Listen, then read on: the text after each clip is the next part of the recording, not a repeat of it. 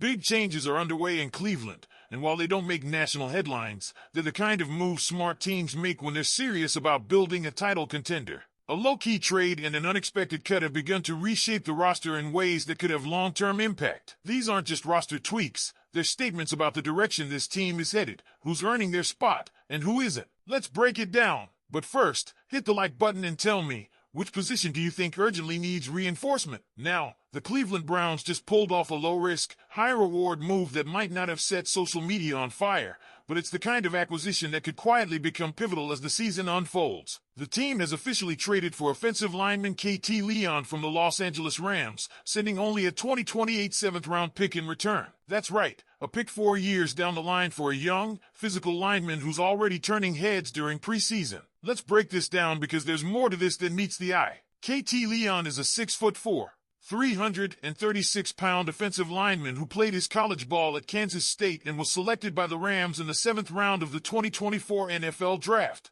254th overall. He's big, strong, and versatile, two things that offensive line coaches love. And while his size alone demands attention, what's really got people talking are his preseason performances. Despite being a rookie, Leon played exclusively at left tackle during the Rams' preseason and logged 73 pass-blocking snaps. In those snaps, he allowed just 2 pressures. That's not just solid, that's impressive, especially for a late-round pick adjusting to NFL speed. Pro Football Focus gave Leon a run-blocking grade north of 84, which backs up what we've seen on tape. He's a monster in the ground game. His size and strength make him incredibly tough to move off his spot. He's not the most agile lineman, but he doesn't need to be. When it comes to anchoring against bull rushes or driving defenders off the line of scrimmage in the run game, he's already showing he can hang with NFL competition. The Browns clearly took note when they faced the Rams in the preseason. Leon allowed just 1 pressure in that game and had several solid reps against Tryon Shaina.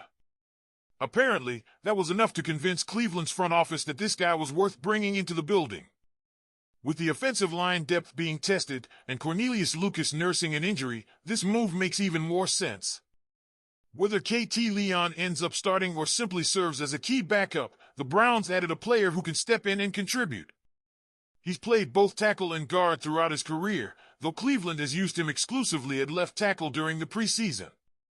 That versatility could be huge if injuries start to pile up.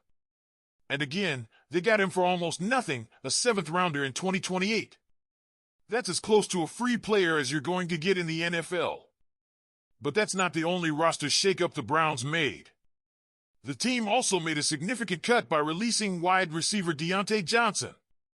It's a tough pill to swallow for fans who hope the former Pro Bowler might resurrect his career in Cleveland. Johnson was once one of the most productive receivers in the league. Back in 2021 with the Steelers, he posted over 1,000 yards, more than 100 receptions, and 8 touchdowns. He was a legitimate WR1 for Pittsburgh, and at just 29 years old, it felt like there was still some juice left in the tank. However, his journey since that Pro Bowl season has been rocky.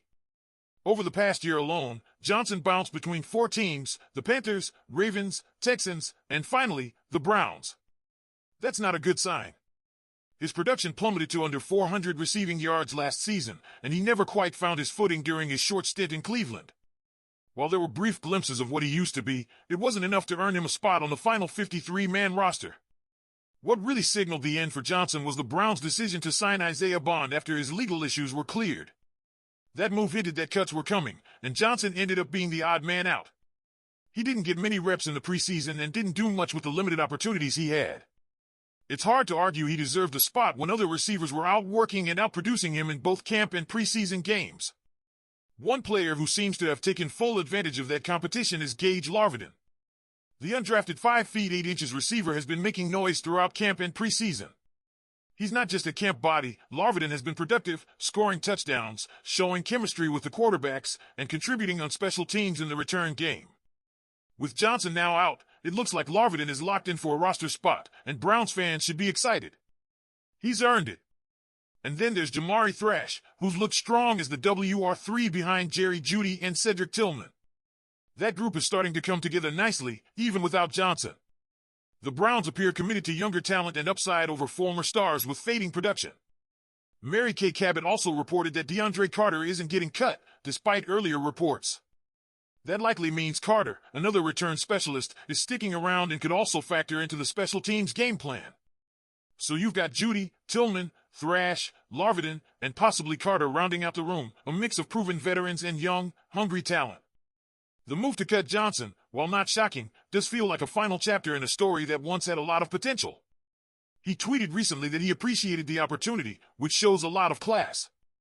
He clearly wanted to make it work in Cleveland, but it just wasn't meant to be. You feel for a guy like that, especially knowing he still wants to play. But if you can't stick on a team like the Browns, who are actively sorting through wide receiver options, it becomes tough to imagine where the next shot will come from.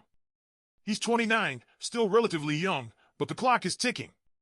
And now the Browns have quietly cut ties with another former Steeler. First Kenny Pickett gets traded, now Diontae Johnson gets released. There's a bit of AFC North irony in seeing these familiar names come and go, especially when it's the Browns doing the cleaning up. But maybe that's a sign of this organization tightening up its vision and refusing to carry names that don't fit their future. So let's talk about this trade and cut. The Browns brought in a physical, ascending lineman in KT Leon for pennies and cut bait with a once promising receiver in Diontae Johnson who couldn't make the cut.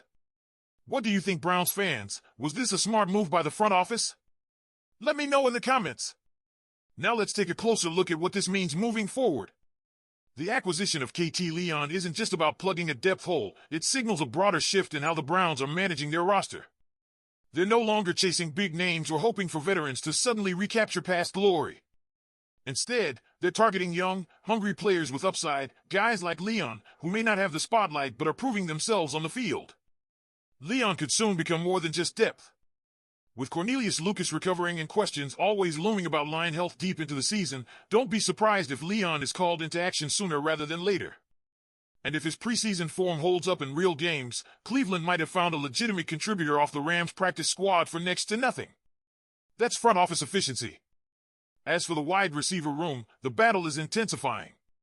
The emergence of Gage Larvin is one of the most exciting storylines from camp.